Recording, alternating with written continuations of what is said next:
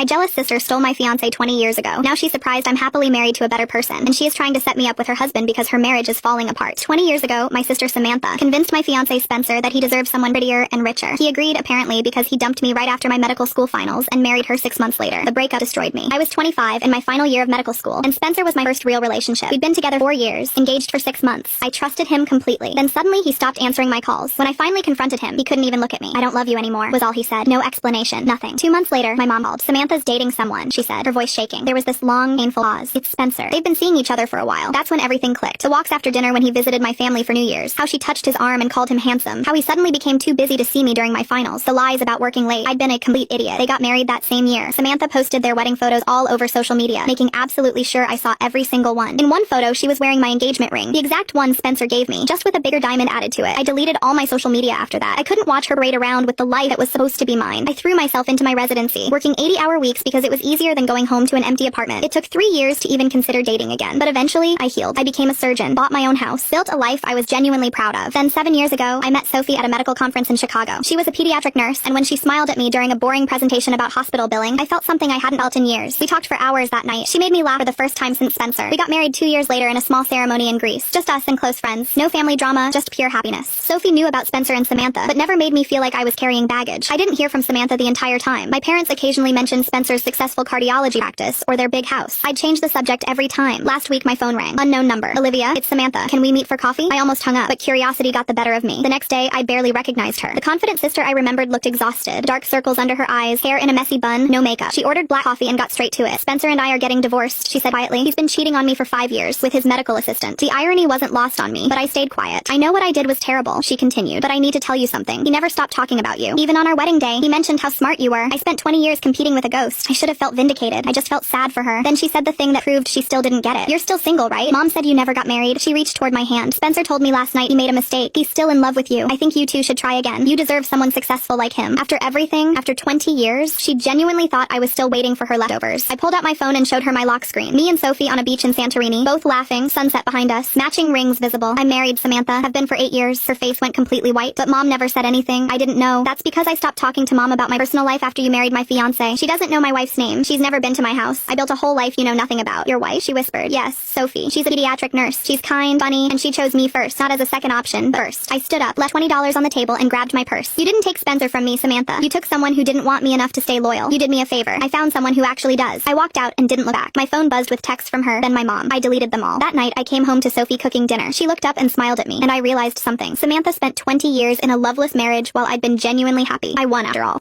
For 6 years, I didn't take a single vacation. I didn't update my wardrobe. I drove the same 2011 Honda Civic with the cracked dashboard and the AC that only worked on the driver's side. I packed my lunch every single day. Turkey sandwich, apple, water bottle, same thing, because eating out even once added up. My coworkers would order DoorDash and joke about my sad little lunch bag, and I'd smile and think about the number in my savings account getting a little bigger every 2 weeks. When I finally had enough for a 20% down payment, I bought a 3-bedroom house on a quiet street about 15 minutes from the hospital. 1,400 square feet, small backyard, a garage I converted into a home office. The day I signed the papers, I sat on the floor of the empty living room and cried. Not because I was sad, because I was 27 years old and I owned something. I had a place in the world that nobody could take from me. I paid the mortgage on my own every single month. Never missed, never late, not once. I met my husband Keith when I was 29 at a friend's barbecue. He was charming, warm, the kind of person who made everyone feel like the most important one in the room. He told me he admired how independent I was. He said most women he dated expected him to bankroll everything and that he respected that I had my own life. We dated for a year. No red flags. No drama. We got married at the courthouse with my sister Bridget and his friend Marco as witnesses. Small and simple. That was fine by me. Keith moved into my house after the wedding. We had a clear agreement before the marriage. I paid the mortgage because it was my house. My name on the deed, my name on the loan. He covered utilities and groceries. That was the deal. He never pushed back on it. He said he understood completely. His name was not on the deed. His name was not on the mortgage. This was not a secret. This was not a gray area. This was a conversation we had multiple times. Sober, with full clarity, and he agreed every time. For the first year, things were good. Keith worked as a delivery dispatcher for a logistics company. Decent hours, steady pay. He kept up his end of the arrangement. We split cooking. We watched movies on weekends. He laughed at my terrible jokes. I thought I'd found someone who actually saw me as a person, and not just a provider. But there were small things that I filed away and didn't examine closely enough. Like the time I mentioned refinancing to get a better rate, and Keith said, "Shouldn't we discuss that together since it affects both of us?" I reminded him his name wasn't on the mortgage. He said, "Right, but I live here too." Or the time a pipe burst in the bathroom and I called a plumber and paid the $800 bill myself. Keith said I should have told him first because he had a buddy who could have done it cheaper. I said it was my house and my decision. He got quiet for the rest of the night. These moments were small enough to dismiss individually. Together, they formed a pattern I should have recognized much earlier. Keith's family lives about 2 hours north in a rental house. His mother, Francine, his younger brother, Dale, Dale's wife, Tammy, and their 3 kids, ages 4, 7, and 9. I met them a handful of times. Thanksgiving twice, one birthday party for the 7-year-old, and a cookout at Francine's place where she ran out of food before I even got a plate. They were polite enough on the surface, but Francine always had this way of walking through my house like she was appraising it. She'd run her fingers along the countertops and peek into the bedrooms and say things like, "This is a lot of space for just 2 people, isn't it?" And, "Back at our place, we're practically climbing over each other. Must be nice to have all this room." She said it with a smile, but there was something underneath, something that felt like she was keeping a tally. Dale never said much. He'd sit on my couch, eat my food, and nod along to whatever Francine was saying. Tammy was friendly but overwhelmed. 3 kids under 10 in a cramped rental will do that. The kids were loud, but I didn't hold that against them. They were kids. What I noticed was that nobody ever said thank you. Not for the meals I cooked. Not for the gas money Keith would slip Dale every visit. Not for the air mattress I bought specifically so Francine wouldn't have to sleep on the couch. It was expected. I was the one with the house. I was the one with the steady income. In their minds, that made it my job to accommodate. About a year into the marriage, small things started shifting. Keith began making comments about our house. Not my house. Our house. He'd say things like, "We should repaint the kitchen," or "We need a bigger TV for our living room." I corrected him once gently. I said, "It's my house, Keith. I'm happy you're here, but the deed is in my name." He got quiet for a full day. After that, I stopped correcting him because I didn't think it mattered. It was just language. I was wrong about that. Then Francine started calling more often, not to chat with me. She'd call Keith and I'd overhear pieces. She'd talk about how tight things were up north, how the landlord was raising their rent again, how Dale couldn't find better work, how the kids needed things she couldn't afford. Every call ended the same way, with Keith looking at me like I was supposed to volunteer something. I pretended not to notice. About 6 months ago, Francine called on a Sunday morning while Keith was in the shower. I answered because it was his phone and I thought it might be important. She didn't realize it was me at first. She was mid-sentence when I picked up. She said, "Has she said anything about the extra room? You said you'd bring it up." I said, "Francine, it's me." Long pause. Then she laughed and said, "Oh, honey, I was just asking Keith about storage. You know how it is." I said sure, and handed the phone to Keith when he came out. He didn't mention the call. I didn't bring it up, but I remembered it. 3 weeks ago, Keith sat me down after dinner with this serious expression that I'd never seen before. He told me his family was losing their rental. The landlord was selling the property, and they had 60 days to find somewhere else. He said they couldn't afford anything in their area. Everything was too expensive or too far from Dale's job. He said they were running out of options and that his mother had been crying every night. I said that was terrible, and I meant it. I asked how we could help. I was thinking financially. First and last month's rent somewhere more affordable. Help with a security deposit. Maybe paying for a moving truck. I was willing to put up a few $1,000s to get them settled. Keith shook his head. He said that wouldn't work. He said the only real solution, the only one that made sense, was for them to move in with us. All of them. His mother, his brother, his brother's wife, 3 children under 10, into my 3-bedroom, 1,400 square foot house. I said no. I didn't pause. I didn't ask for time to think. I didn't soften it. I just said no. He asked me why, like the answer wasn't obvious. I told him there wasn't enough room. 3 bedrooms. We use 1. Francine would need 1. That leaves a single bedroom for Dale, Tammy, and 3 kids. He said the kids could share the living room. I said I was not converting my living room into a sleeping area for 3 children. He said we could rotate. I asked him what that even meant. He said the kids could sleep in shifts. I said that was insane. He said I was being selfish. I said I was being realistic. He said I didn't care about his family. I said I cared about them enough to offer financial help, but moving 5 people into a house that was already full was not help. It was chaos. That conversation ended with him sleeping on the couch and me lying in bed staring at the ceiling. The next morning, Francine called me directly. She didn't go through Keith. She called my phone. She said she heard I had concerns about the living situation and she wanted to reassure me. She said they were quiet and clean. She said the kids were well behaved. She said they'd keep to themselves and I'd barely notice they were there. 5 additional people in 1,400 square feet and I'd barely notice. Then she said the line that I will never forget. She said, "We wouldn't ask if we had any other choice. You're the only one in this family with a house. The only one in this family with a house." Like my house was a family resource. Like because I worked 6 years of double shifts and gave up my 20s to buy a home, I now owed it to 5 people I'd met 4 times. I told her I was sorry, but it wasn't possible. She got quiet for a long time. Then she said, "I see," and hung up without saying goodbye. That night, Keith came home and told me Francine was devastated. He said I had humiliated his mother. I asked him how saying no politely was humiliation. He said I didn't understand what family meant. I told him I understood exactly what it meant, and that his family's housing crisis was not my burden to solve. He said, "So you're just going to let them end up on the street?" I said, "I offered to help them find a place and put money toward it. You're the one who rejected that." He walked out of the room. He didn't speak to me for 2 days. Not a word, not a glance. He moved through the house like I was furniture. On the second day, I noticed he'd been on the phone with Francine for over an hour in the garage. When he came inside, his jaw was set and his eyes were different, harder. On the 3rd morning, he came into the kitchen while I was making coffee and said, "If you won't do this for my family, then I don't think this marriage is going to work." I put the coffee pot down and looked at him. He wasn't angry. He was calm, rehearsed. He said, "I'm serious. If you can't open your home to the people I love, then maybe we shouldn't be together." I asked him to repeat it. He did, word for word, same flat delivery, like he'd practiced in the mirror. I asked him if he was threatening to divorce me because I wouldn't let 5 people move into my house. He said he wasn't threatening. He said he was being honest about what he needed from a partner. Something clicked in that moment. Not rage, not sadness, clarity. I looked at this man standing in the kitchen of the house I'd bought, wearing slippers he kept in the closet of the bedroom I furnished, drinking orange juice from the refrigerator I paid for, and telling me that I was the problem. I told him I needed a minute. I went to the bedroom, sat on the edge of the bed, and called my older sister Bridget. She's a paralegal at a family law firm and the sharpest person I know. I told her everything. The request, the pressure from Francine, the ultimatum. She listened without interrupting. When I finished, she asked me one question. Whose name is on the deed? I said mine. Whose name is on the mortgage? Mine. Did he sign a prenup? No, but we have nothing joint. No shared accounts, no shared debts, no shared property. She said, then you already know what to do. And if he thinks divorce is a threat, let him find out what it actually looks like when you own everything and he owns nothing. I sat there for another minute letting that settle. Then I went back to the kitchen. Keith was sitting at the table scrolling his phone. I told him I'd thought about it. He looked up and I could see it in his face. He thought I'd caved. He thought 2 days of silence and one ultimatum had broken me. I said, if this marriage can't work because I won't let 5 people move into the house I bought and paid for entirely by myself, then you're right. It's not going to work. His face dropped. He put his phone on the table. He said, what are you saying? I said, I'm saying if your condition for staying married is that I give up my home to your family, then you should start packing, because this is my house. Your name is not on it. It has never been on it. And if you want a divorce over this, I will not fight you on it, but you will be the one leaving. He stared at me like I'd spoken a different language. Then he laughed. Not a real laugh. A nervous, disbelieving sound. He said, you're bluffing. I said I wasn't. He said, you wouldn't throw away our marriage over a house. I said, you just did. You gave me an ultimatum. I'm giving you an answer. He left the room. I heard him in the garage on the phone again. 20 minutes later, my phone started ringing. Francine. I didn't answer. Then Dale called. Then Tammy. Then a number I didn't recognize, which turned out to be Francine's sister, a woman I'd never met in my life, calling to tell me I was heartless and that God was watching. I let them all go to voicemail. In the span of 1 hour, I had 11 missed calls and a string of texts from numbers I didn't have saved. One of them said, Keith told us you're kicking him out for asking for help. You should be ashamed of yourself. Another said, family means sacrifice. You obviously don't understand that. A third one, from someone named Donna who I'd never heard of, said, my church group is praying for Keith. He deserves better. The last one, from Francine directly, said, I always knew you weren't right for him. A real wife puts family first. I sat on the couch and scrolled through every single message. I read each one carefully. I screenshotted all of them and emailed them to myself and to Bridget. Not out of hurt, out of documentation. Because the one thing I'd learned from watching Bridget work was that when people show you exactly who they are in writing, you save the receipts. Keith came back inside and found me sitting calmly at the table with my laptop open. I'd already pulled up a list of family law attorneys. He looked at the screen and his face changed again. The confidence drained out of it. He said, you're actually doing this. I said, you told me to. He said, I didn't mean it like that. I was frustrated. I was trying to make you understand how important this is. I said, and I was trying to make you understand that no means no. You chose to escalate. You chose to make it an ultimatum. I'm just honoring the terms you set. He sat down across from me and put his head in his hands. He asked if we could talk about this. I said we'd been talking about it for 3 weeks and every conversation ended with him calling me selfish or threatening to leave. The next day, I retained an attorney. Bridget helped me find one who specialized in property disputes within divorce proceedings. The attorney confirmed what Bridget had already told me. The house was mine. Purchased before the marriage. Mortgage in my name. Deed in my name. Keith had no financial claim to it. In our state, property acquired before the marriage and maintained solely by one spouse is not subject to equitable distribution. Keith could file for divorce if he wanted, but he'd be walking away with his clothes and his car. That was it. Keith tried a different approach after that. He got soft. He brought me flowers. He cooked dinner. He stopped mentioning his family entirely for 4 days. Then on the 5th day, he sat me down again and said, what if it was just my mom? Just Francine. No Dale. No Tammy. No kids. Just one person. One bedroom. Temporarily. I asked him to define temporarily. He said a few months. I said, your mother told me I was wrong for you less than a week ago. She called people I've never met to tell them I was heartless. She walked through my house for 2 years making comments about how much space I had. And now you want her living here? He didn't answer. 3 days later, Francine showed up at the house unannounced. I came home from a 12-hour shift, still in my scrubs, and she was sitting on my porch with a suitcase and a paper bag from a fast food restaurant. Keith was standing in the driveway with his arms crossed, looking like he wanted to melt into the concrete. She smiled at me and said, I thought if I just came down we could work this out in person. Sometimes things get lost over the phone. I looked at Keith. I said, did you know about this? He said she'd told him she was coming, but he didn't think she'd actually do it. I said, so you didn't warn me? He said nothing. Francine stood up, smoothing her jacket, and said, honey, I know we got off on the wrong foot, but I'm here now and I just want to talk. Woman to woman. Can I at least come inside? I said, no, Francine. There's nothing to talk about. The answer is no. It was no 3 weeks ago. It's no today. It will be no tomorrow. She looked at Keith like she expected him to intervene. He looked at the ground. Her expression shifted from warm to cold in about 2 seconds. She picked up her suitcase and called Dale to come get her. While she waited, she sat on the porch steps with her back to me and didn't say another word. She sat there for 45 minutes until Dale pulled up. He didn't get out of the car. He didn't acknowledge me. Francine loaded her own suitcase and left without looking back. That night, Keith and I sat in the living room in total silence for over an hour. Finally, he said, she sat on that porch for 45 minutes waiting for a ride and you didn't even offer her a glass of water. I said, she showed up at my home uninvited with a suitcase, Keith. She wasn't wasn't visiting. She was moving in, and you let it happen. He didn't have a response to that. Keith moved out the following Saturday. Not because I kicked him out, but because the silence between us had become a wall that neither of us could climb over. He packed his things into his car and a small U-Haul that Dale drove down for him. Francine sat in the passenger seat of Dale's truck the entire time, watching through the window. She never came inside. She never spoke to me, but she watched every box come out of that house like she was keeping inventory. When Keith carried out the last bag, Francine rolled down the window and said loud enough for me to hear, "Don't worry, baby. She'll regret this." Keith didn't respond. He just climbed into his car. Before he left, he stood in the doorway and said, "You chose a house over me." I said, "You chose your mother's comfort over our marriage. The only difference is I'm the one being honest about it." The divorce was finalized 2 months later, uncontested because there was nothing to contest. No shared property, no kids, no complicated finances. My attorney said it was one of the cleanest divorces she'd ever handled. Keith got nothing from the house because he was owed nothing from the house. His attorney tried to argue that his utility payments constituted a financial interest in the property. My attorney presented 3 years of mortgage statements, all in my name, all paid from my account, and the argument was dismissed in about 15 minutes. I heard through mutual friends that Keith moved in with Francine and Dale, all of them in that same cramped rental they hadn't lost after all. Turns out the landlord accepted their counteroffer at a lower price and they stayed. The housing emergency that was supposed to upend my life resolved itself the moment I was no longer an option. I don't know if Keith planned it that way, or if Francine orchestrated the whole thing, but the timing was interesting. Francine sent me one last message the week the papers were signed. It said, "I hope you're happy alone in that big house. God sees everything." I read it once and deleted it. I didn't respond. There was nothing left to say to someone who saw my home as something I owed the world. Here's the thing Francine never understood. I'm not alone. I have Bridget. I have friends who showed up with wine and pizza the night Keith left. I have a career I built from nothing. I have a home that I earned with 6 years of sacrifice and discipline and cold turkey sandwiches. I'm not alone. I'm just not surrounded by people who see me as a resource. It's been 4 months since the divorce. I repainted the bedroom. I got a dog, a rescue named Penny, who sleeps at the foot of the bed and growls at the mailman. I started a container garden in the backyard. The house is quiet and clean and exactly the way I want it. Last week, Bridget came over for dinner and asked if I had any regrets. I thought about it for a moment. I said the only thing I regretted was not seeing it sooner. The comments about space, the phone calls about money, the slow creep of my house becoming our house. It was never about the marriage. It was about the house. It was always about the house, and it's still mine.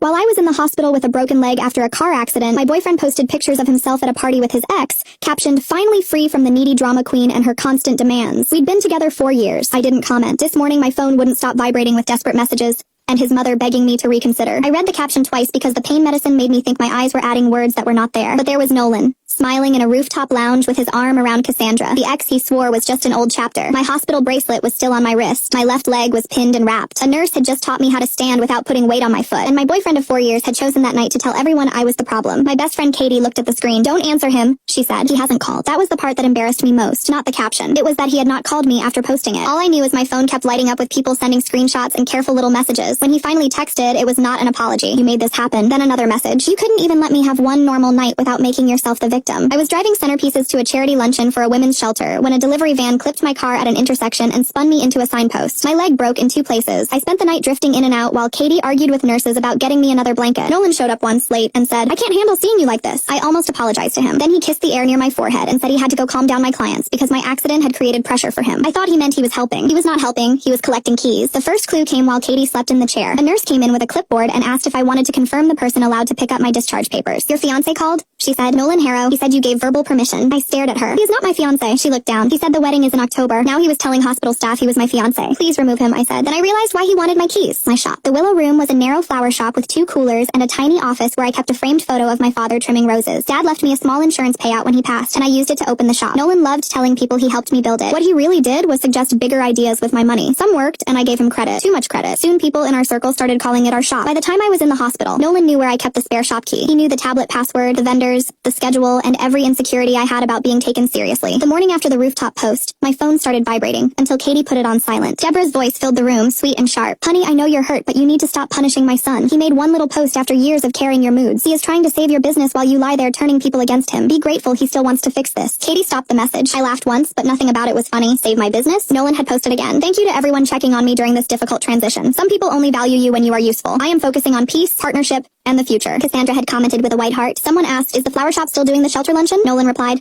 "Absolutely. I won't let her personal drama hurt the women who need us. Us. That word hurt worse than the brace around my leg. I asked Katie to call Marlene, the shelter director. She put it on speaker because my hands were shaking. Marlene answered with relief. Oh, thank goodness. Nolan said you were sedated and not handling things well. He said all communication should go through him. Marlene, I am injured, not gone. Please do not release any payment or paperwork to Nolan. Paper rustled on her end. He came by this morning with Cassandra. He said she would be stepping in as your temporary coordinator. He had a binder with your logo on it. I had one white binder at the shop. It held contracts, vendor lists, emergency contacts, and the printed copy of my lease renewal application. It was not meant for Nolan. It was certainly not meant for Cassandra. Katie stood up. I'm going to the shop. Take Richard, I said. Katie and Richard reached the shop less than an hour later. Richard video called me from the sidewalk. The front door was locked, but the chalkboard sign had been changed. Closed for restructuring. Bigger things blooming soon. The handwriting was Cassandra's. Your landlord is coming, Richard said, and before you panic, the security camera is still working. Dad had insisted I install it when I opened the shop. A locked door is nice, he said, but a record is better. Now Danger had used my spare key. The camera app showed Nolan entering at dawn with Cassandra behind him. She carried the white binder. He opened my office drawer and pulled out the small brass key taped underneath. The key to the filing cabinet. I watched from a hospital bed while he opened my cabinet and removed folders. Katie did not speak. Richard did not speak. Even the nurse checking my blood pressure whispered, oh no. That was the first clip I saved, because my father had been right. A record was better. Nolan came to the hospital that afternoon with coffee and the face of a man prepared to forgive me for something he had done. Can we have privacy? No, I said. He blinked. He was not used to that word from me. He set the coffee on the rolling table. You're making this uglier than it has to be. You posted about me while I was in the hospital? I was hurt. You took my shop binder. I took responsibility because you clearly can't. Nolan ignored him and leaned closer. His voice softened. Maya, you have always needed someone steady behind you. Some women are not built to carry everything alone. There it was, the cold line, wrapped in concern. Get out, I said. He smiled like I was being dramatic. This is exactly what I mean. Get out or Richard will find the nurse. Nolan took the coffee back and left. 10 minutes later, Deborah texted me. You embarrassed him in front of your brother. You are proving his point. Instead, I sent nothing. The next day, Marlene called again. Her voice was careful. Nolan forwarded revised floral plans. He said you wanted a more modern look. He also asked whether the final check could be made to Harrow Events and Floral. My stomach tightened. There is no Harrow Events and Floral. He sent a text form. Marlene forwarded the email. The attachment had my logo at the top, but the business name had been changed. Under authorized representative, Nolan had typed his own name. At the bottom was an electronic signature that looked like mine. It was not mine. I got organized. Richard brought my laptop to the hospital. Katie brought the blue folder I kept at home. Inside were copies of my shop lease, bank documents, insurance papers,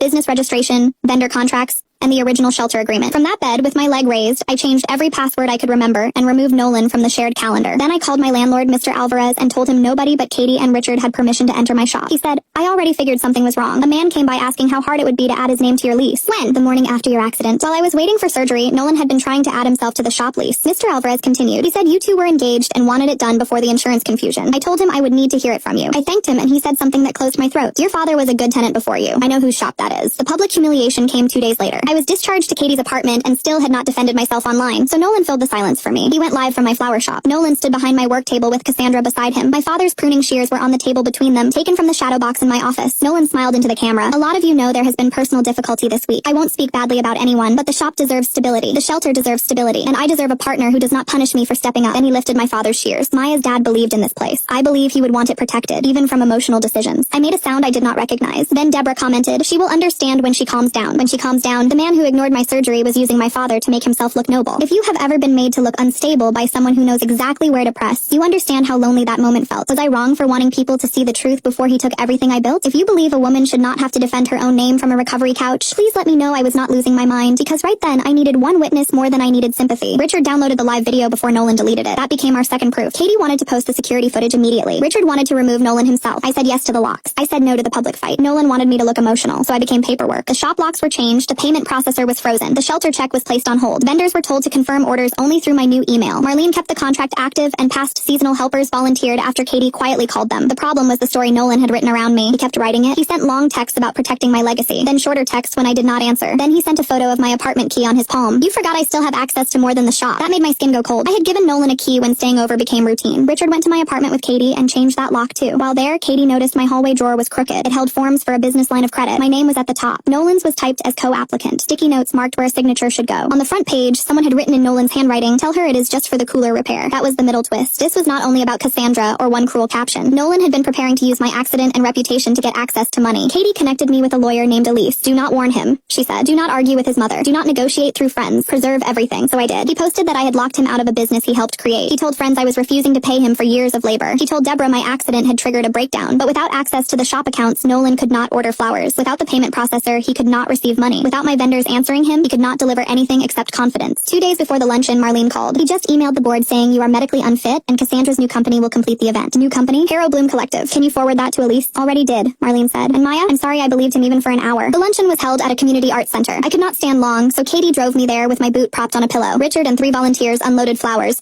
and we used the original design. I had almost accepted that I would never see them again when Marlene walked over carrying a clear plastic evidence bag. The maintenance supervisor found these in the trash behind the building, she said. Inside were the shears. The ribbon from Nolan's live video was still tied around the handle, and my initials were still visible on the old silver sticker. Marlene's mouth tightened. We also have hallway footage of Nolan leaving them here after the video. He must have thought nobody would check. Elise arrived before the guests with a slim folder. We are not making a speech unless he forces one, she told me. He will, Katie said. Nolan arrived with Cassandra and Deborah behind him. Cassandra wore a name badge she had printed herself. Harrow Bloom Collective. Maya, she said softly, please do not make a scene today. Nolan is willing to forgive the lock situation if you are reasonable. I looked past her at Nolan shaking hands with board members like he owned the room. Did he tell you he tried to put his name on my lease? Her lips parted. No. Did he tell you he submitted a tax form with a signature that was not mine? She glanced at Cassandra. He said you asked him to handle paperwork. Nolan tapped a spoon against a glass near the stage. Nolan smiled at the room. Before we begin, I want to acknowledge someone important. Maya has been through a lot, and while emotions have run high, I am proud to announce that Cassandra and I made sure today's event would still be beautiful. Sometimes leadership means standing firm when someone you love cannot see clearly. Maya, you can rest now. We have it handled. I did not stand. I simply looked at Marlene. Marlene walked to the microphone. Thank you, Nolan. Before lunch, our board needs to clarify something for donors and guests. The floral work today was designed, paid for, and delivered by Willow Room Floral, owned solely by Maya. We have not contracted with Harrow Bloom Collective. Nolan's smile flickered. Marlene continued, because false documents were submitted to our office this week, our counsel asked that we preserve records. Maya's attorney is here. Elise stepped forward, opened the folder, and spoke like she was reading a grocery list. She did not call Nolan names. She stated that my registration and lease were solely in my name. The tax form contained an unauthorized signature.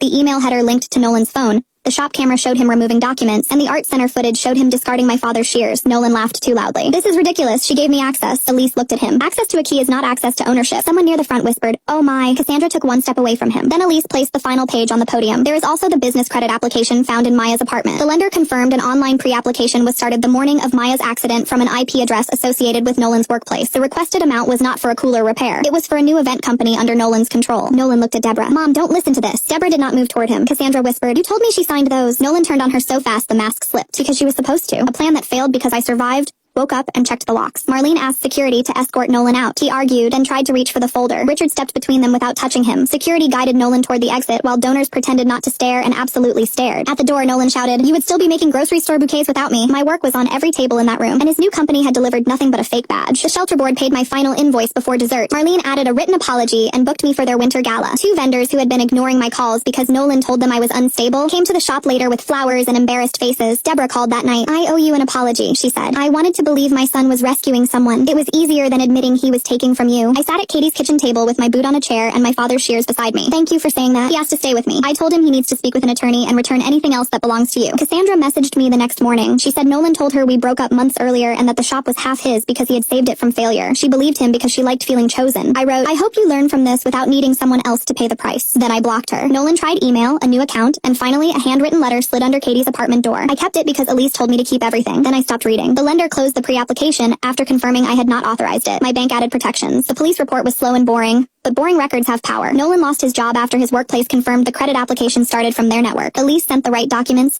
and Nolan's timestamp did the talking. People who had liked the rooftop photo quietly unliked it. A few sent awkward messages. Sorry, we didn't know. Hope you're healing. Nolan made it sound like you were difficult. Richard wanted me to post everything publicly. Katie wanted to post the live video beside the security footage. I had what I needed. My shop was safe. My accounts were locked. My father's shears were home. Nolan wanted a public performance. I gave him an audience of records. 3 weeks after the luncheon, I returned to the Willow Room for the first full morning by myself. The new lock clicked open under a key Nolan had never touched. My father's picture was back in the office, and the shears rested beneath it. I stood there longer than I meant to. But then orders came in. Deborah mailed me a check for the changed locks and damaged cabinet. I almost sent it back, but there was a note inside. You do not owe me forgiveness. Please let me at least stop pretending my silence was harmless. I deposited the check and saved the note in the blue folder. Nolan eventually signed an agreement through his attorney to stop contacting me, return the remaining items he had taken, and cover part of the legal fees and payments. The agreement exists. His name is not on my lease, my accounts, my business, my calendar, or my future. The last key came in a padded envelope with no note. For a long minute, I held it in my palm and remembered every time I had mistaken access for love. Then I walked to the back room, dropped it into the metal scrap jar where I keep broken floral wire and bent pins, and closed the lid. I made one arrangement for myself: white roses, blue thistle, and one stem of rosemary because Dad used to say every room needed something that remembered sunlight. I placed it on the front counter beside the blue folder,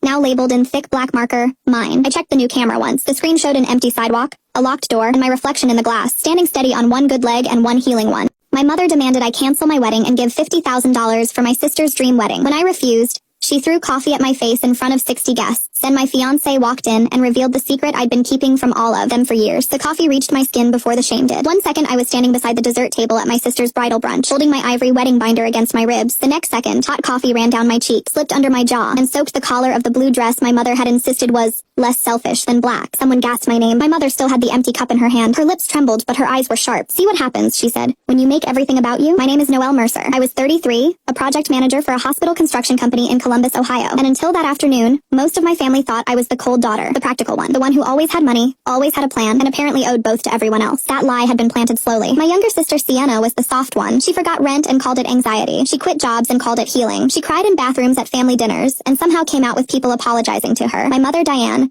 treated her like a candle in the wind and treated me like the wall that was supposed to block it. My wedding to Griffin was supposed to be simple. A little chapel, food trucks, string lights behind his aunt's farmhouse. Griffin was a middle school counselor, the kind of man who could calm a room just by lowering his voice. We were paying for everything ourselves. Sienna's wedding was supposed to be a production. Her fiancé, Camden, came from the kind of family my mother had always wanted to impress. His mother wore pearls without trying. His parents had a lake house, a foundation dinner every spring, and family photos where nobody looked sweaty. From the first time Diane met them, she started saying Sienna needed to enter that family properly. At first, she asked small things. Could I push my wedding back? Could I give Sienna my florist appointment? Could I return my dress and buy something cheaper? Then, at my final fitting, Sienna looked at me from the white couch and said, "If you postpone your wedding, I could wear your dress for my rehearsal dinner. It would look perfect with my theme." I laughed because I thought it was a joke. Nobody laughed back. My mother touched the sleeve of my dress like she was checking fabric in a store. That is actually thoughtful. Noelle's ceremony is small anyway. The seamstress stared at the floor. I looked at myself in the mirror, pinned into the first thing that had felt fully mine in months. "No," I said. Sienna's eyes filled. "I just thought you would want me to feel special. I want to wear my own wedding dress." My mother smiled at the seamstress. She gets defensive when she is stressed. I changed in silence and carried the dress bag to my car myself. That night, I locked my ivory binder in my desk drawer. Inside it were contracts, receipts, seating notes, and a sealed letter Griffin had written for me to open on our wedding morning. Across the envelope in his crooked handwriting, it said, "For the morning I get to marry you." The next week, my debit card was declined at the grocery store. I sat in my car with milk sweating in the trunk and found charges I did not make. A floral deposit, a makeup trial,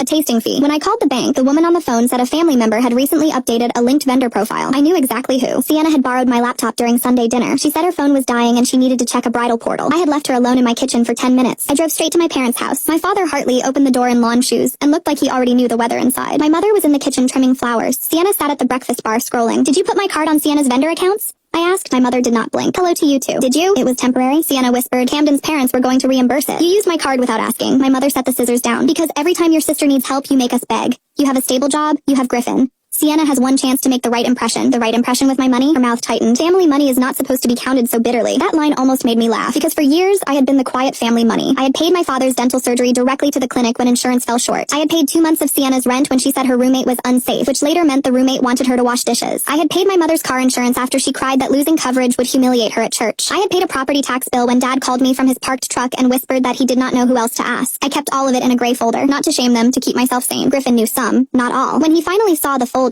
he sat at my kitchen table for a long time, turning one receipt over with his thumb. "Noelle," he said, "this is not helping. This is being trained." I hated how gently he said it. "I'm done," I told him. "No more bills, no more emergencies, no more being the hidden bank." He nodded. "Then be ready for them to punish you for closing." He was right. The bridal brunch happened 2 Saturdays later in the upstairs room of a tea house near German Village. White tablecloths, pink napkins, tiny sandwiches, 60 guests, including Camden's mother, Maribel, church friends, cousins who loved gossip, and my boss's wife. Griffin was late because one of his students had shown up at school needing help. He texted, "I'm coming as soon as she's safe." I arrived with place cards and lemon bars. My mother kissed the air beside my cheek. "Where is Griffin?" "Working." "Of course." I handed her the cards. "They're alphabetized. I knew I could count on you for something." A woman at the coat stand smiled, thinking it was a joke. I set down the lemon bars and swallowed the answer sitting on my tongue. For the first hour, Sienna floated around the room showing off her ring. Maribel watched everything with polite, careful eyes. My mother introduced me as our practical one, which sounded like praise unless you had lived under it. Then Sienna tapped her champagne glass. She thanked everyone for loving her, then looked at me and said, "Wedding planning shows you who really wants you happy." My mother stood before I could breathe. "I agree," she said, "and since we are being honest, I think people should know that Noelle has been asked to postpone her small wedding and contribute to Sienna's proper celebration." She refused. My skin prickled. "Mom," I said to stop. "She has more than enough," my mother continued, voice sweet and wounded, "but she would rather embarrass her sister in front of Camden's family than share." Heads turned. Forks paused. Sienna covered her mouth, but her eyes stayed dry. Maribel looked from my mother to me. I stood slowly. "I am not canceling my wedding or giving $50,000 for Sienna's wedding." My mother's face hardened. "You always make people drag compassion out of you." "No, you drag money out of me and call it compassion." That was when she picked up the coffee. She did not fling it from across the room. She stepped close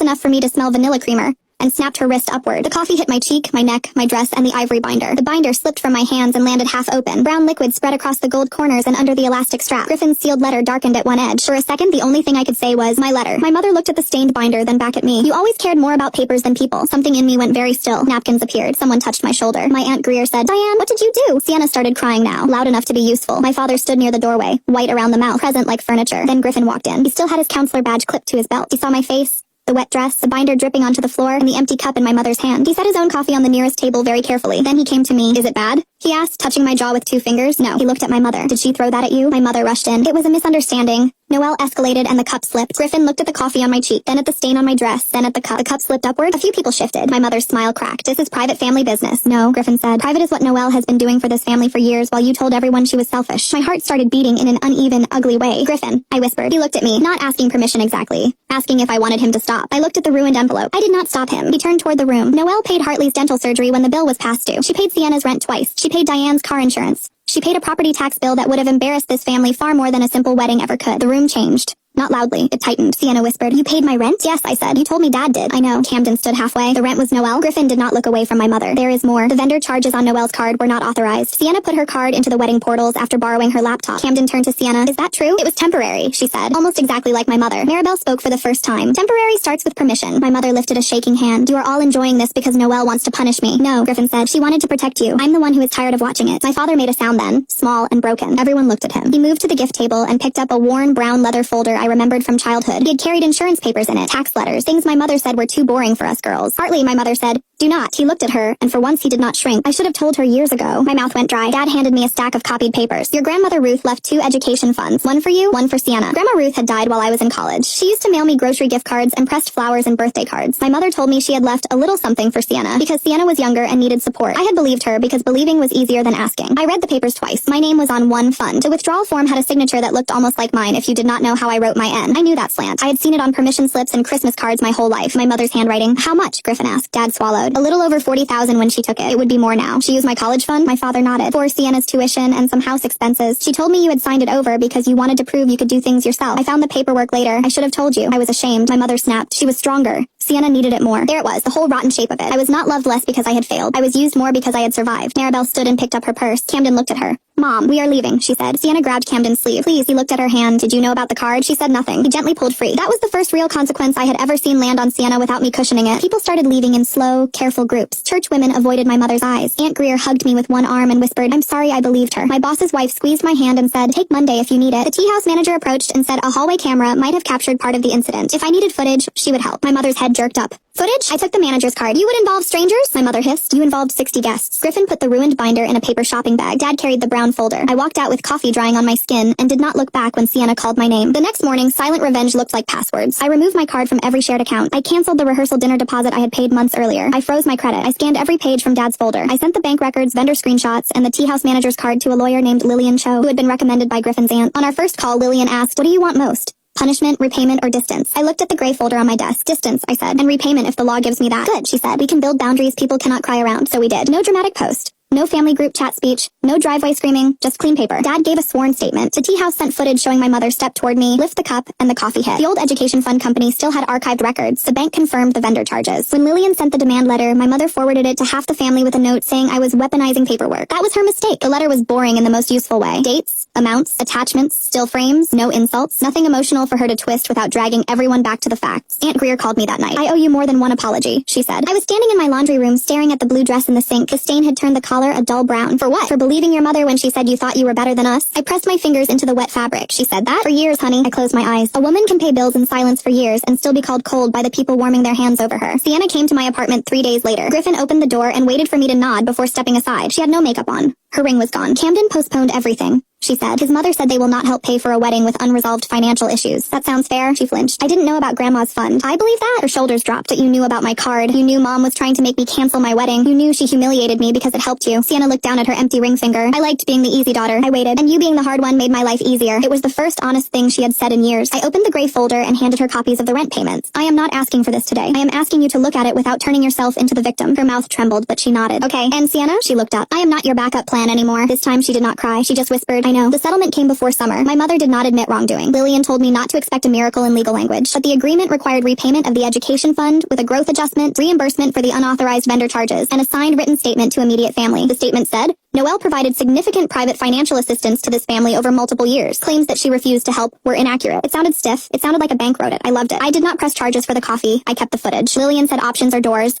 and I did not have to open every one just to prove I could. Griffin and I still got married. We changed almost everything. The old plan had too many fingerprints from my mother. Flowers she approved, guests she wanted, a cake flavor Sienna liked. So one Friday night, Griffin and I sat on the floor with noodles and rebuilt the wedding from scratch. Tiny chapel, taco truck, wildflowers, brass candlesticks from thrift stores. People who had treated us kindly before proof forced them to. My mother was not invited. My father walked me halfway down the aisle. I did not let him give me away. I was not property being transferred from a weak man to a good one, but halfway felt true. He had finally carried the truth part of the distance. I walked the rest myself. Sienna came alone and sat beside Aunt Greer. She cried quietly into a tissue, not loudly, not for attention. After dinner, she found me near the guest book. I set up payments, she said. Small ones for the rent. You did not have to tell me today. I know, I just wanted to say it while I was brave. I studied her face. She looked nervous, but not helpless. That was new. Good, I said. She touched the edge of my new binder. Griffin had bought it for me after the brunch. Green cover, gold corners, clean plastic sleeves. Mom says you will regret not inviting her. I might, I said, but I did not regret it today. 2 weeks later, my mother mailed the first settlement check with a note on cream stationery. I hope one day you understand how hard motherhood can be. No apology. Just a hook with perfume on it. I deposited the check. I put the note in the gray folder, not because I wanted to keep pain close, because records matter when someone sweet can rewrite a room. The blue dress could not be saved. So I had a seamstress cut one clean square from the skirt and stitch it into the inside pocket of the green binder. Hidden, small, mine. On our first Sunday morning after the wedding, Griffin made coffee in our little kitchen. He set my mug down carefully, like the mug deserved kindness too. For a second, my body remembered the tea house. Then he slid the green binder across the counter. Inside was our marriage certificate, a photo from the chapel, and a fresh letter in his handwriting. For the morning I still got to marry you. Under it was a blank page titled, Things We Choose Now. I picked up a pen and wrote, No shared cards with relatives. Griffin leaned over my shoulder. Strong start. I added, No wedding money for people who throw coffee. He laughed under his breath. Very specific policy. Specific policies save lives, I said. Outside, yellow leaves gathered against the fence. Our coffee sat between us, warm and harmless. The green binder lay open, not as evidence, not as armor, but as a place for plans nobody else got to steal. So tell me honestly, was I wrong for taking the settlement, keeping the footage, and leaving my mother outside my wedding after she exposed herself in front of everyone? Should I have forgiven her because she is my mother? Or did I finally protect the life Griffin and I were building?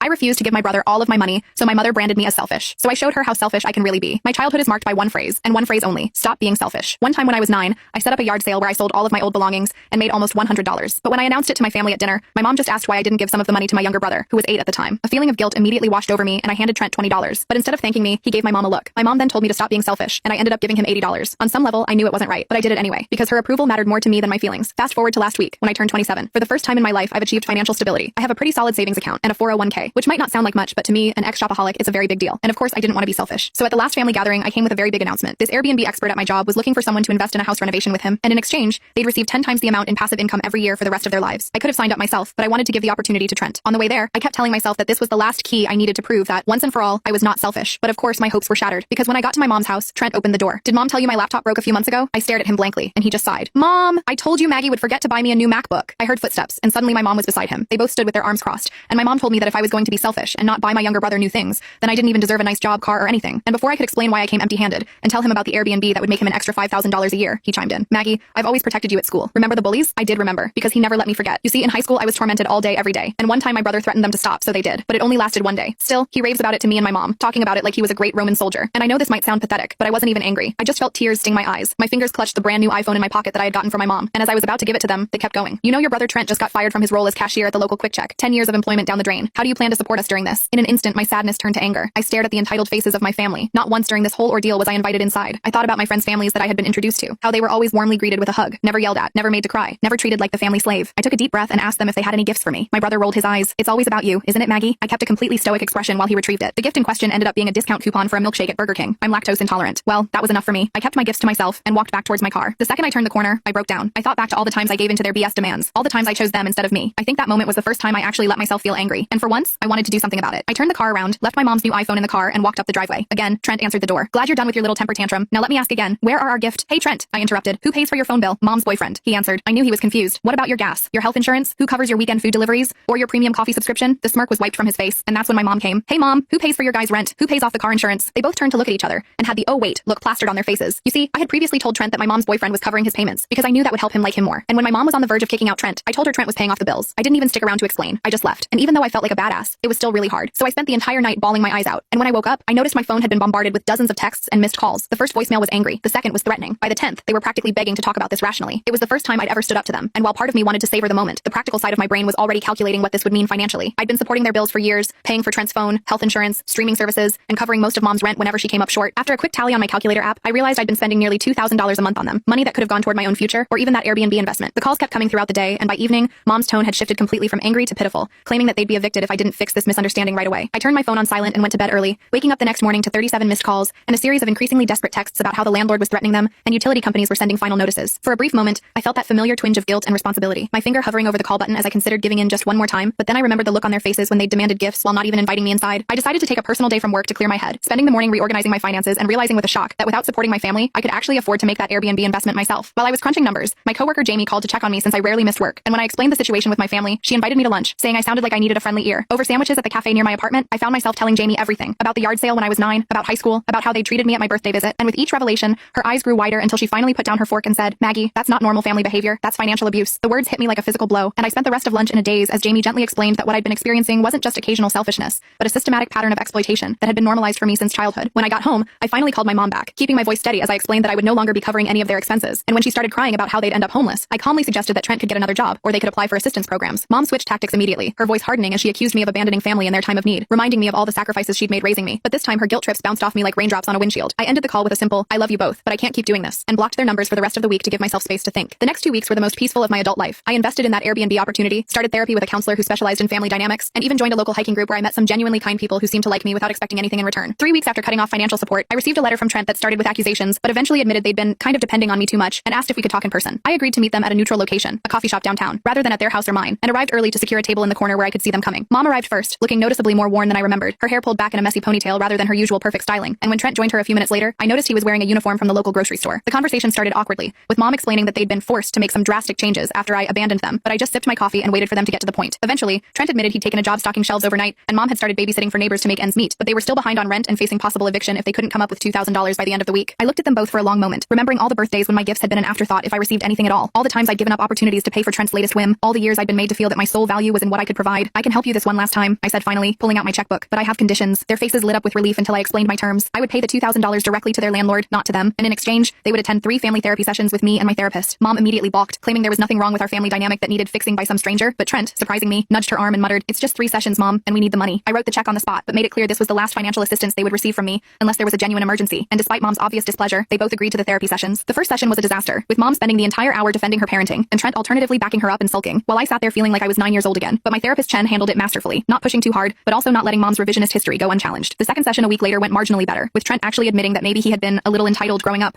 though Mom still insisted she'd only been trying to make sure I didn't become selfish like my father had been. By the third session, something had shifted slightly, not dramatically, but enough that when Dr. Chen asked us to each share one thing we appreciated about the others, Mom actually said she was proud of how responsible I'd become with money, which might have been the first genuine compliment she'd given me in years. After completing the 3 mandatory sessions, I expected my family to disappear from therapy and my life again, but to my surprise, Trent called me the following week to ask if I'd be willing to meet him for coffee, just the 2 of us. We met at the same cafe, and for the first hour, we just made awkward small talk about his new job and my Airbnb investment, but eventually he cleared his throat and said, "Dr. Chen made me realize some stuff about how I treated you growing up." I nodded, not trusting myself to speak as he continued, "I guess I just always saw you as the golden child who had everything figured out, and I was jealous. So when Mom would take my side, it felt good, you know?" He looked uncomfortable but kept going. "Anyway, I've been thinking about all the times you helped me out financially, and I want to pay you back. Not all at once, obviously, but maybe a little each month." I was so stunned I nearly spilled my coffee, assuring him that wasn't necessary, but he insisted, pulling out an envelope with $200 cash inside. "It's a start at least." Things with Mom remained more complicated. She attended one more therapy session on her own before declaring it unnecessary, but she did stop calling me for money, instead sending occasional text messages that were stiff but civil, asking about my work or sending photos of her garden. 6 months after our confrontation, my Airbnb investment started paying dividends, bringing in an extra $1,200 a month that I split between increasing my 401k contributions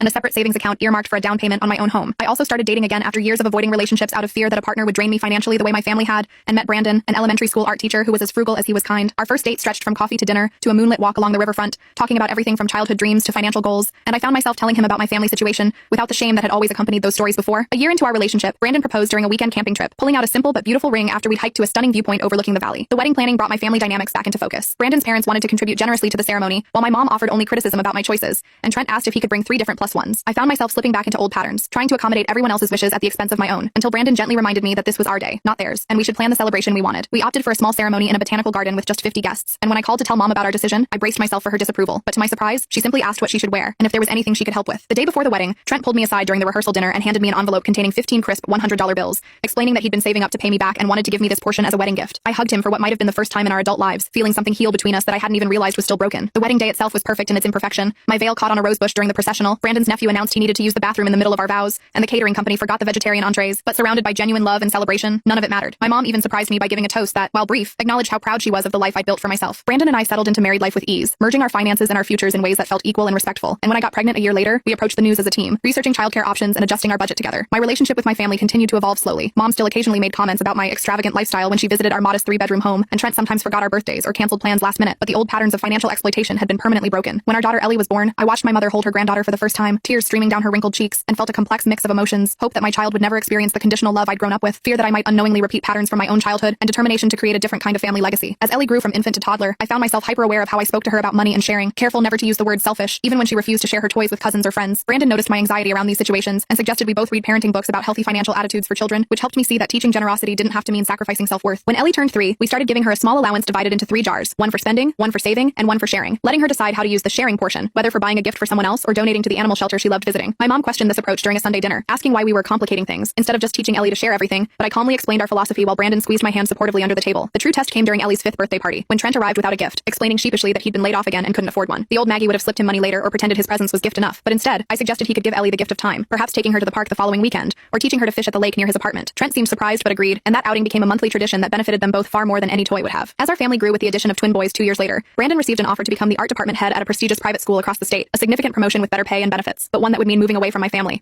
10 years earlier, I would have turned it down immediately, convinced that my obligation to Mom and Trent outweighed any opportunity for our own family. But now I found myself genuinely weighing the pros and cons without that crushing sense of guilt. When I told Mom about the potential move over lunch, I expected resistance or emotional manipulation, but she surprised me by asking thoughtful questions about the schools in the new area and whether the cost of living was lower. She did get teary-eyed toward the end of our conversation, admitting she would miss seeing the grandkids regularly, but then suggested she could visit during school breaks, and we could set up weekly video calls. The move turned out to be exactly what our family needed. Brandon thrived in his new role. I found a part-time accounting position that allowed me flexibility with the children, and we purchased a home with a spare bedroom specifically designated for family visits. Mom came for a week each summer, and while those visits weren't always easy, she still had opinions about everything from how I loaded the dishwasher to which extracurricular activities the kids should pursue. The physical distance had created emotional boundaries that made our relationship healthier. Trent's life took an unexpected turn when he met Vanessa, a no-nonsense business owner who ran a successful landscaping company and needed an operations manager. Their relationship moved quickly from professional to personal, and I watched with a mix of amusement and awe as my formerly entitled brother transformed into someone who worked diligently and took pride in his contributions. When they got engaged after just 6 months of dating, Trent called to ask if I would be his best person at the wedding, explaining that I was the only one who had always been there for him, even when he hadn't deserved it. The ceremony was small and practical, held in Vanessa's beautifully landscaped backyard with catering from the local deli and decorations made by her crafty sister. During the reception, Trent pulled me aside to show me something on his phone, a savings account with my name listed as the beneficiary, containing over $12,000, which he explained was the full amount he'd calculated that I'd spent supporting him over the years, plus interest. I tried to refuse, telling him it wasn't necessary, but he insisted that completing this repayment was important for his own growth, saying, "Vanessa helped me understand that I can't truly start our life together until I've closed the debts from my past." My entitled stepdaughter stole money from me, so I issued an ultimatum to my husband: kick her out or divorce. From the day I moved into my husband's house, my stepdaughter has despised me for no reason. A prime example being when I wouldn't give her $120 for the hair salon, she literally went through my wallet and stole the money. A week after that happened, I told my husband I was done with him enabling her. I explained she is 22, doesn't pay rent, doesn't work, or go to college. He interrupted to defend her, and I brought up the hair salon incident, and especially how when he found out about it, he didn't even say anything to her. He went silent, and that's when I gave him an ultimatum. Either she leaves the house, or we are getting a divorce. I can't kick my daughter out, I'm sorry, was his response. He walked out, and I genuinely could not believe it. I loved my husband so much, and truthfully, the ultimatum was not something I was ready to commit to just yet. I wanted to at least talk to him first about it, and so that's what I did. Benjamin and I had many arguments about it. He would say she was young and needed time to figure things out, but it was clear she wasn't even trying to figure it out. Lisa had always been a bit spoiled. When I first met her, she was just 15 living with her mother. Benjamin and I had just started dating, and I really wanted to make a good impression. On our first meeting, she demanded a new iPhone from him because hers was so last year, and all of her friends had the newest iPhone. Benjamin laughed it off, but I could see the pattern then. She always got what she wanted. Her mother spoiled her, giving her everything without question. As the years went by, Lisa's demands only grew. She expected everything to be handed to her on a silver platter. In high school, she refused to work a part-time job, insisting that studying was her job. But her grades didn't reflect that. She spent more time shopping and hanging out with friends than studying. Her mother and Benjamin always made excuses for her, saying she was finding herself. Fast forward to now, it seems like she has comfortably settled in to live off the back of her father and I. The next few days after I gave the ultimatum were unbearable to say the least. Lisa found out about what I said, and the ultimatum I gave her dad. She slammed doors, made snide comments, and went out of her way to make life miserable for me. Benjamin tried to mediate, but it was clear he was struggling to keep the peace. After a hard day at work, I was greeted by loud music blaring from the living room. It was Lisa's. I asked her politely if she could turn it down, and she didn't respond. She kept the volume obnoxiously high. I walked into the living room to find Lisa sitting on the couch, surrounded by snacks and empty soda cans. She was scrolling on her phone. I asked her again if she could turn it down, and she apologized with a smirk and said she didn't hear me. She took her sweet time grabbing the remote and turning down the volume by a notch. The music was still piercing loud. I let it go and went to the kitchen to make dinner, and I found dirty dishes piled high in the sink and crumbs all over the countertops. I called Lisa in there and asked her why she didn't clean up after herself, and she said she was going to do it later. My patience was running thin. I asked her before I left that morning to clean up before I got home, and she told me if I weren't so uptight all the time, things would be easier around here. I blew up on her. I told her that it wasn't about just doing the dishes. I wanted a clean home and respect. I said she doesn't care about anyone but herself. She screamed at me and told me that I thought that I was perfect and was controlling. She ended with, with. Maybe that's why dad doesn't really love you. She said that if he really did, he would have chosen me over her in the beginning when I gave him the ultimatum. She said that she truly had his love. That evening when Benjamin got home, I immediately went up to him and handed him divorce papers. He looked shocked and his eyes filled with tears. He begged me not to follow through with the divorce. I told him that I'd given him and Lisa chance after chance, and the disrespect that I faced that day was my final straw. I told him that the only thing that could make me stay was him choosing me to stay over Lisa. Once he realized I was serious and that he would lose me forever, he told Lisa to leave. The conversation was tense. It looked like it hurt him to tell her, and just as I thought the nightmare was over, Lisa refused to leave. She claimed she had nowhere to go, but I stood my ground and gave Benjamin a week to decide. The week was painful, and just when I thought things couldn't get worse, they did. Benjamin was caught in the middle, torn between his love for me and his responsibility to his daughter. It hurt to see Benjamin struggle with the decision to kick out his daughter, but I knew what needed to be done. Finally, Benjamin made his choice. He told Lisa she had to leave. She stormed out, but before she left, she threatened us and said that we would regret ever kicking her out. I felt a mixture of relief and guilt, but Lisa leaving was only the beginning of the chaos. Within days, I started hearing rumors about Benjamin. Lisa told everyone that Benjamin was having an affair with a coworker. The gossip reached me, and I confronted Benjamin. When I heard the news, I felt my heart in my throat. I asked him if it was true as soon as he got home from work. He seemed hurt that I would ask him that. I could tell that he didn't feel like I trusted him. He reassured me that he would never do that to me, and that it was all lies. He showed me his phone, and the messages between him and his coworker were strictly business. Next, he also proved that the previous nights he wasn't with anyone else but me. I sat there with egg on my face. Even after he proved he was innocent, I felt the trust between us was shattered. Benjamin told me that if I believed the lies, maybe our marriage wouldn't survive. His words cut deep, and I was left feeling more alone than ever. But I chose to stay with him. I hoped to rebuild our relationship. I loved Benjamin and couldn't see myself with anyone else. But just a few weeks later, I came home to find Lisa back in the house. Benjamin told me she promised to change, and he couldn't turn her away. I felt even more betrayed. She had snaked her way back into our house, and I could tell she was trying to divide us so she could get her way. I knew that she had him wrapped around her finger. I didn't know how long I could survive, knowing the cycle of her manipulation would never end. The final straw came when I found out Lisa was spreading more lies, this time about me. I was walking outside to my mailbox, where I saw my neighbor. She was a sweet old lady and greeted me every day. When I waved at her and smiled like we normally do, she just looked back at me and shook her head. She quickly headed back into the house. That was weird behavior from her, but I figured she was going through something at first, until that same interaction happened the next few days. One day I went over to my neighbor's house, and as she opened the door, she looked disappointed. I asked her why she was so distant lately, and she told me that she knew what I'd done. I was confused. I didn't do anything. I asked her to explain, and she lowered her voice and said that she knew I was stealing people's money orders out of their mailboxes around the neighborhood. I asked her who told her this, and lo and behold, it was Lisa. She had been spreading rumors about me to the entire neighborhood, and now, no one trusted me. I was heated. I explained to what was going on, and how it was just retaliation for her having to find a new place to live. She looked like she halfway believed me, and I left. My blood boiled. This girl caused problems in my home and outside of it. She told anyone who would listen that I was the villain, painting herself as the victim. I felt trapped, unsupported, and utterly defeated. It was then that I knew I had to leave for my own sanity. I proceeded with the divorce. My heart broke as I walked away from the life I had built with Benjamin. He watched our marriage fall apart. He was torn between his love for me and his duty as a father, and I was not about to get in the way of that. I left, feeling a mix of relief and sadness. Starting a new life was intimidating, but I knew it was the right choice. Free from the chaos, I chose peace. Benjamin and Lisa continued their destructive dance. She kept him wrapped around his finger, and I could see his life spiraling. I was just happy that I left before it was too late. The first weeks of my new life were difficult. The whole situation took a toll on my mental, but I was determined to start a better life for myself. I rented a small apartment on the other side of town. Every evening I would sit on my tiny balcony, sipping tea and watching the sunset. This new routine brought me a sense of calm, but despite the newfound peace, the nights were the hardest. I would lie in bed, staring at the ceiling, replaying the events that led me here, the hurt, the betrayal, and the sense of loss. I focused on my job to distract from the pain. My colleagues noticed a change in me, but I kept my personal life private. Slowly, I began to rebuild my confidence. Meanwhile, life for Benjamin and Lisa was far from perfect. The rumors Lisa had spread about Benjamin's supposed affair continued to circulate. This brought tension to his workplace. His coworkers were cautious and unsure of what to believe. Benjamin found himself isolated. He struggled to maintain his professional relationships. At home, things were even worse. Lisa's promises to change had been empty. She continued her entitled behavior, expecting Benjamin to cater to her every whim. She refused to look for a job and spent her days lounging around the house or out with friends. The strain of living with Lisa was taking its toll on Benjamin, and he began to see the impact of his choice. I knew all of this because one evening Benjamin reached out to me. He asked if we could meet for coffee, saying he needed to talk. I agreed. We met at a small cafe. Benjamin's eyes looked tired. He began his apologies and said that he could see now what I was trying to tell him. He admitted that he should have listened. At this point, our divorce was final, and I knew that Lisa still had a hold on Benjamin. I said that it was too late for us, and that when I needed him to stand by me, he didn't. He said he needed help, and that he was actively trying to change things with Lisa. He said he was tired of enabling her. As we talked, I realized that even though I still cared for Benjamin, our relationship had been irreparably damaged. I had to focus on my own healing and building a life that I could enjoy without the constant drama and pain. The weeks turned into months, and I continued to rebuild my life. I made new friends and people who brought positivity and joy into my life. A few years later, I heard a knock on my front door. I looked through the peephole to see Lisa. She looked different, more disheveled than I had ever seen her. When I opened the door, she hesitated, but then told me she needed my help and that she was in trouble. At first, I was taken aback. After everything she had done, I wasn't sure I wanted to help her, but there was a part of me that remembered the young girl who had been caught in the middle of her parents' divorce and who had never been taught to take responsibility for her actions. She explained that she had gotten involved with the wrong crowd and was in debt. Benjamin had refused to bail her out this time. He insisted that she needed to learn from her mistakes. She was scared and didn't know where to turn. Despite everything, I decided to help her, but on my terms. I told her that I would help her, but she had to make some changes. Her days of empty promises were over. She would first have to find a job, start contributing to herself, and stop relying on on others to fix her problems. She nodded and said she'd do anything. I helped her pay off her debt and connected her with a job opportunity through one of my friends. It wasn't easy, but over time, Lisa started to change. She found a job, began paying rent, and even started taking classes to finish her degree. Meanwhile, Benjamin and I maintained a cordial relationship, but we both knew that our time together had passed. He focused on repairing his relationship with Lisa, and I continued to build my new life. Looking back, I realized that the journey had been painful, but it had also been necessary. I had learned to stand up for myself, prioritize my well-being, and let go of relationships that no longer served me. However, the emotional scars are still there. I'm stronger, wiser, and ready to embrace whatever the future holds.